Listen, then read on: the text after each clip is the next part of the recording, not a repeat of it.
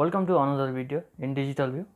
आज चाहिँ म तपाईहरुलाई मेरो शेयरबाट कसरी शेयर अप्लाई गर्ने भन्ने सिकाउन गइरहेको छु र कुन कुन आईपीहरुलाई चाहिँ अप्लाई गर्ने हामीले त्यहाँ रहेको। यदि तपाई शेयर मार्केटमा नयाँ हुनुहुन्छ भने तपाईले मेरो शेयरको थ्रुबाट यदि आईपीओ भर्दै हुन्छ भने त्यहाँनिर तपाईहरु झुकिन सक्नुहुन्छ है। डिभेन्चर म्युचुअल फन्ड देखाइरहेको हुन्छ र कुन चाहिँ आईपीओ हो त, कुन चाहिँ इनिशियल पब्लिक अफरिङ हो त, त्यो तपाईहरुलाई आज सिकाउन गइरहेको छु। कसरी चाहिँ तपाईहरुले मेरो शेयरको थ्रुबाट आईपीओ एप्लाई गर्ने त्यो डिटेलमा जानकारी दिनेछु।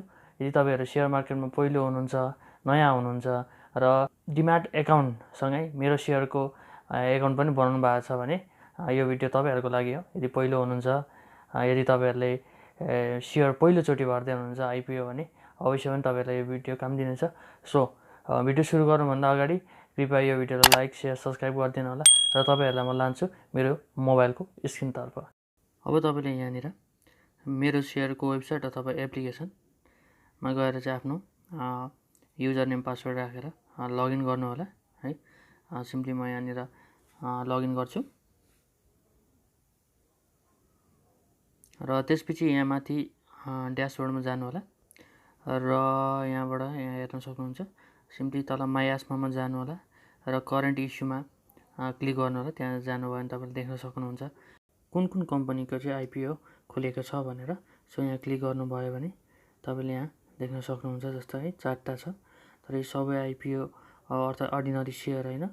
पहिलो डिभेन्चर, दोस्रो पनि डिभेन्चर, तेस्रो पनि म्युचुअल फन्ड है। यसको बारेमा तपाईहरुले स्टडी गर्नु होला र लास्टको चाहिँ अर्डिनरी शेयर हो जुन हामी भर्न गइरहेका छौं। मनोकामना स्मार्ट लघुवित्तको है। अब ब्याक जानु होला र यहाँ ड्याशमा गएर माई एस्मामा गएर चाहिँ एप्लाई इस्युमा क्लिक गर्नु भने यस्तो इन्टरफेस आउँछ है। र यहाँ गएर तपाईले यहाँ देख्न सक्नुहुन्छ जुन अगाडि भनेको सबै छ, सबै एप्लाई गर्ने भन्ने छ। तर हामीले भनेको अर्डिनरी शेयर मात्रै हो जुन यहाँ मनोकामना स्मार्ट लघुवित्त वित्तीय संस्थाको चाहिँ अर्डिनरी शेयर खुलेको छ आईपीओ है। हामी यसलाई चाहिँ एप्लाई गर्छौं। अब यहाँनिर म जस्तै एप्लाईमा क्लिक गरेपछि यस्तो आउँछ है। यहाँ देख्न सक्नुहुन्छ टोटल डिटेल्स यहाँनिर छ है। Share price, maximum minimum quantity सबै छ। प्रोसिडमा क्लिक गर्नु होला। अब तल प्रोसिड लेखेकोमा र यहाँनिर क्लिक गरिसकेपछि तपाईको डिटेल्स अटोमेटिकली फुलफिल हुन्छ। त्यहाँबाट कति किता राख्नु हुने हो त्यो गर्नु होला। जस्तो म 10 किता राख्छु। प्राइस पनि 1000 आइसकेको छ र आफ्नो शेयर नम्बर राखेर एप्लाई गर्नुभयो भने ट्रान्ज्याक्सन पनि राख्नुपर्ने हुन्छ। आफ्नो ट्रान्ज्याक्सन राखेर एप्लाई गरिदिनु होला। एप्लाई गरिसकेपछि तपाईको सक्सेसफुली सबमिट भइसकेछ र तपाईले ब्याक गरेर हेर्नु भने तल एडिट भन्ने आउँछ। सो तपाईको शेयर चाहिँ एप्लाई भइसकेको छ। यसरी चाहिँ तपाईहरुले आफ्नो फोनमा सजिलै मेरो शेयरको थ्रुबाट चाहिँ आईपीओ एप्लाई गर्न सक्नुहुन्छ। अहिले सबै कुराहरु डिजिटल भएको कारणले गर्दा तपाईहरु बैंकमा पनि जानु पर्दैन शेयर हाल्नलाई, पहिला जस्तो छैन।